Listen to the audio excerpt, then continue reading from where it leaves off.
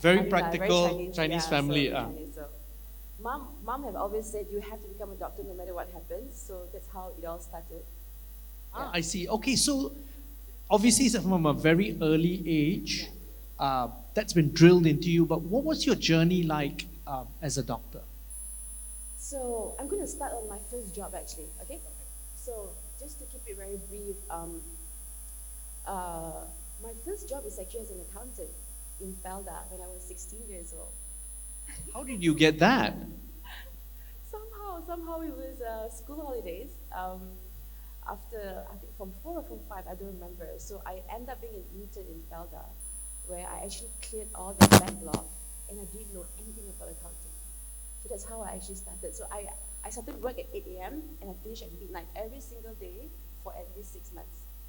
That's a very good work ethic, especially at that At that age. age, right? So looking at that, actually, my parents were actually very strict, very strict parents, very disciplined. I started my professional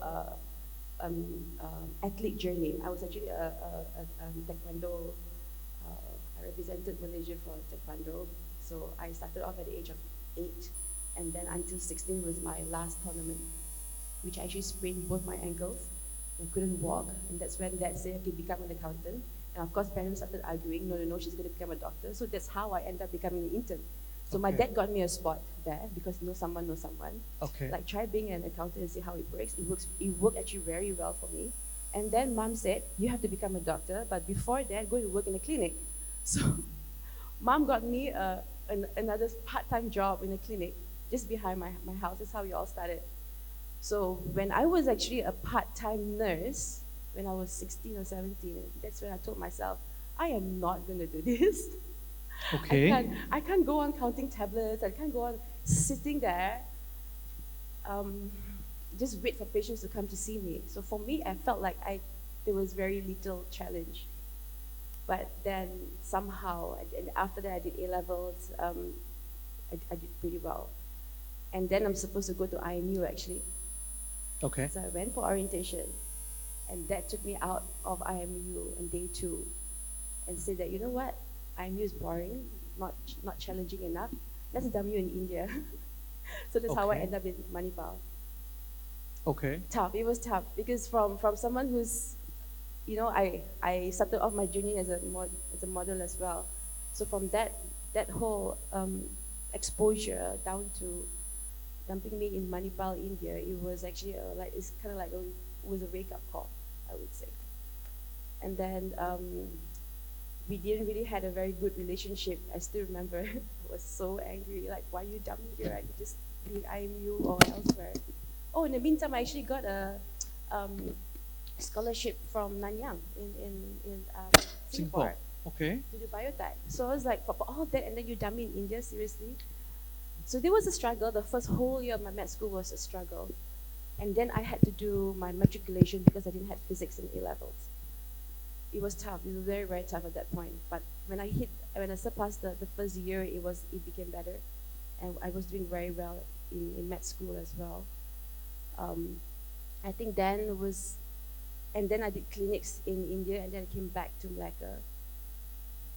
And I wouldn't say I'm not passionate about my job. I love my job. The reason why I even chose that path because I wanted to make a difference. I wanted to give patient hopes. But then when I started clinics and all, that's when I told myself, I can't do this every day. In the meantime, I started off my own business. I had to pay off my own school fee, by the way.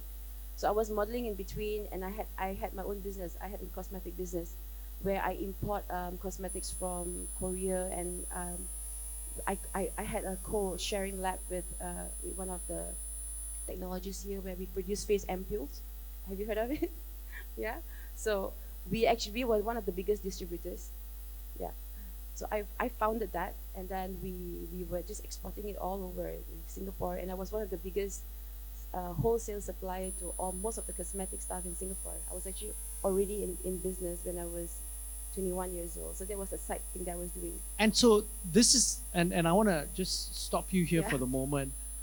Really, this is one of the reasons why she's been invited as a guest, really. Her journey as a doctor to entrepreneur is not a typical one for most of you doctor or most of the doctors. Most of the doctors become entrepreneurs after qualifying. But you can see that because of that early intervention by her parents and the experiences that she had, that shaped her entrepreneurial journey in a very different way. Yeah. So med school in India at that time was about $500,000, if I'm not mistaken, including your lodging and all. So I didn't have any backup or whatever, PTPT, and I didn't get all that. So I didn't want to burden my parents as well. Hence, that was why I started trying to make my own money. So that's how I went into business, which I kind of paid half of my school fees. Wow. Okay, that's amazing. Along the way. Yeah, which is good. I think it kind of like forced.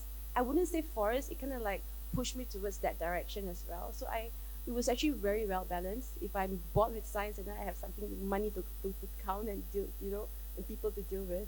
So I was one of the first few. I started off with zero cost, to be honest, zero cost. I did a pre-order. Okay. A 1 month pre-order, and then I had thousands of orders somehow. And money came in first. I collected all the money first, and then I paid off my factory, my lab. So that's how I started off with zero. And that's quite amazing, right? Because if some of you are thinking of opening a clinic or something like that, basically you are in debt from day one for about 300,000 or so. Yeah. So here she started off a business without any money, essentially.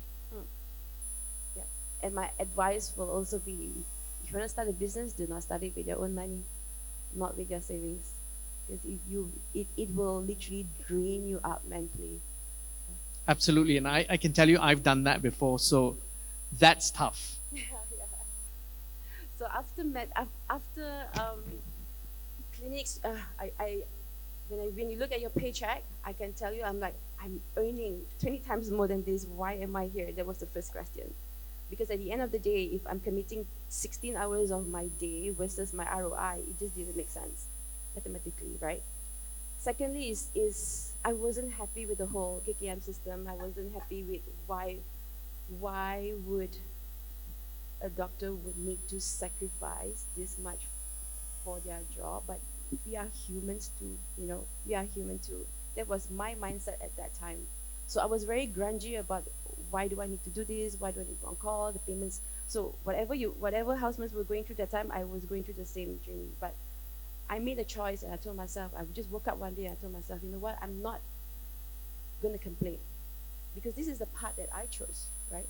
So if I'm going to go to work angry, grumpy, unhappy, and what life am I going to have? So that was my calling at that point. I'm like, okay, I need a different path. I know I do not want to do this every day, but I need a different path. So with that, and then I started searching, or another word, sourcing. I was then being approached by so my late mother-in-law was seeing Tan Sri Rizwan at Pantai. She's a cardiologist. So we kind of like see each other every week. So he was the one who told me, Prof. Khalid Kadir is my best friend, ex-Pengarah of UKM. He's looking for someone who could actually pick up big tech, the next revolution of medicine, which is cell therapy and all. Would you be interested? And I'm like, okay, let's go see him, meet up, and then that's how it all started. So they were drilling me. Actually, I see them every week, and they were drilling me. Is this for you? Is this for you? Is this for you or not? Because I would be the pioneer. Okay. And whenever I meet Prof. Khalid Kadir, the late Prof. Khalid Kadir, by the way, it was all about drilling me on my personality. Am I committed enough? Am I passionate? It's all about that. And this is because also that's pioneering stuff, right? You were early days. This is early days. 18 years ago, 17 years ago. Yeah, it was that long ago.